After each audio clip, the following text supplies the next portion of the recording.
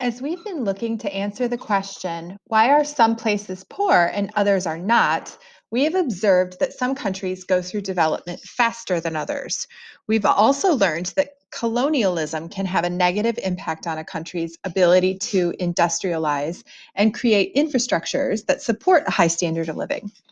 But we also see that countries like Brazil, China, and India, which were once three of the poorest countries in the world, now have some of the biggest economies in the world and have developed really fast. Why? What did they do differently?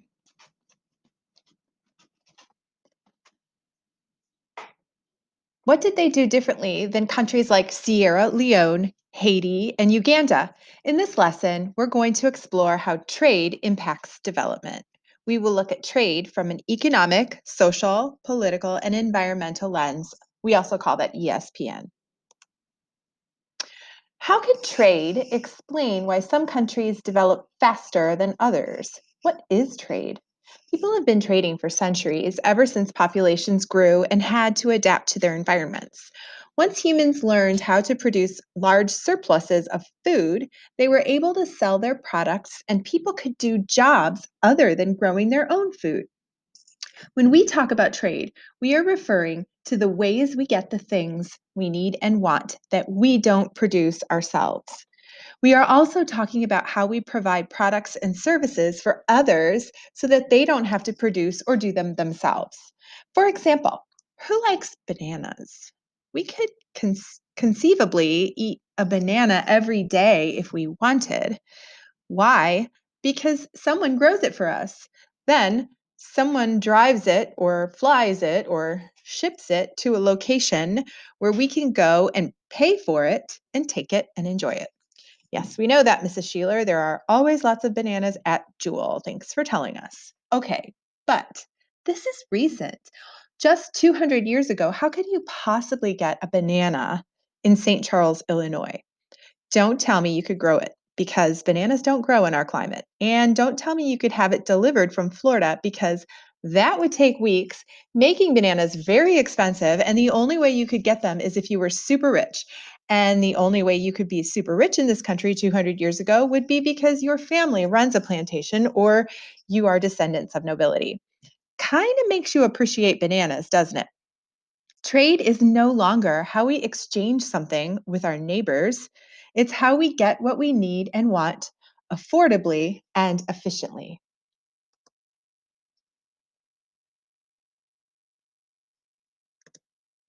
Over time, countries have learned that they could get things they wanted and what that people wanted from other places far away by using modern technology. The advancement of transportation, like shipping, trains, planes, trucks, and the development of highways and bridges, which we refer to as infrastructure, allows us to get things like bananas and coffee and gold and coal and other items that are not available in our immediate environment. To do this effectively, governments have had to make trade deals with other countries to arrange for items to be grown or mined in one place, to be sold in another place, and after the Industrial Revolution, countries learned that they could even buy resources from another country, manufacture them in factories into a product, and then sell that product right back to the country it bought the original materials from. India is an example of this that we talked about in the last playlist. Chocolate is an example of this.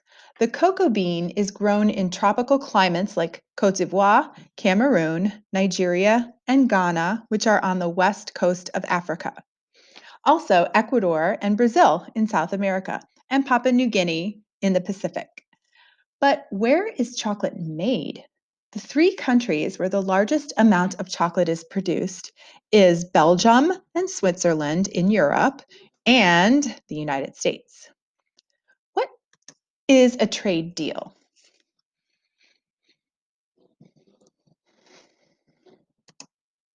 Over time, people and businesses learned that they could sell their products to places outside of their own country. These companies are referred to as multinational corporations. You may recognize some of the icons on this image as multinational corporations that you interact with pretty regularly. Some things to remember about multinational corporations are as follows. Their primary goal is to make a profit. This means that they will buy up resources cheaply, create the product as cheaply as they can, and sell it for the highest price possible. Notice we are saying as cheaply as they can and the highest price as possible. This means they have to keep in mind what people will pay for the product and how much they have to pay for the labor involved in the process. Multinational corporations have a lot to think about, but their goal is always the same: to make money.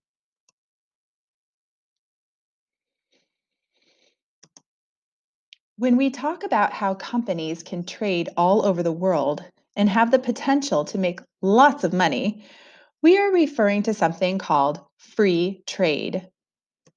We have learned that governments that have the fewest restrictions on trade and allow their companies to sell products all over the world go through the fastest development and have the biggest economies. How does free trade help places develop? So, what could go wrong with free trade? Sounds like a pretty good deal. Well, let's take a look at farmers in Cameroon as an example. Cameroon is a country where 70% of the people work in agriculture. Remember what that statistic was for the United States? It was less than 1%. Now they have a high fertility rate and a high infant mortality rate.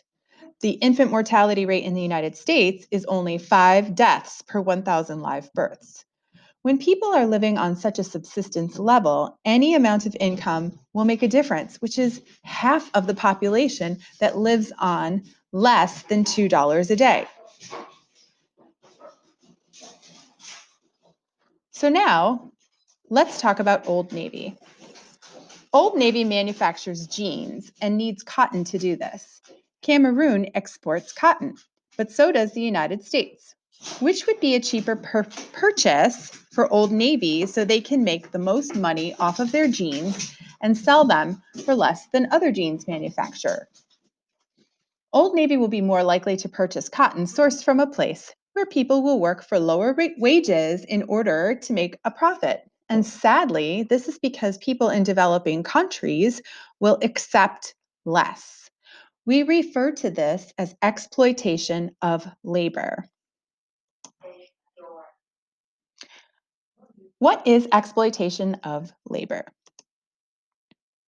As a result of exploitation of labor, governments like the United States will sometimes impose rules that discourage importing goods from countries when that resource or product is made in the United States. One way to do this is by imposing tariffs. A tariff is a tax on trade imports. So, if the United States wanted to encourage buyers to purchase US grown cotton, they would put a tariff on imported cotton to protect their own industries. People will be less likely to buy imported cotton if it is taxed. This is good for the United States cotton industry, but really bad for Cameroon. Another way to use protectionism is to give subsidies or tax breaks to US businesses. Getting a subsidy is like getting a check from the government. If you are a farmer in the United States and the US government gives you a subsidy, you are more likely to have the best possible farming technology and grow the best cotton most efficiently. This is also bad for Cameroon. So, while companies can make lots of money as a result of free trade, protectionism, which is the opposite of free trade, can also lead to more industrialized countries having a better advantage over countries that are the least developed. How does protectionism give core countries a comparative advantage over periphery countries? As you can deduce, the whole world is interconnected now as a result of trade. We call this globalization. Multinational corporations are buying and selling across borders. Communications and technology are rapidly advancing this, and we are more connected than we ever have been. To fully understand how this works, watch this video about a pencil. When you finish, there will be some questions that will help you check your understanding.